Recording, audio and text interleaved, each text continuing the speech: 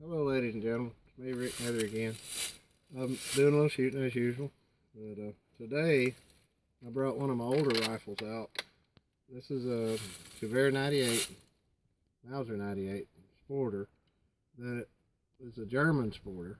It's got the old Jaeger mount. I have a scope for it, but the scope needs to be rebuilt. It's an original scope. At one time, this was probably a sniper rifle because it's got this old sniper mount on it. But today I just wanted to take it out and shoot it a few times at 50 yards and see if I could hit a target. Put my earplugs on and I'll fire away. Get my earplugs. Here we go.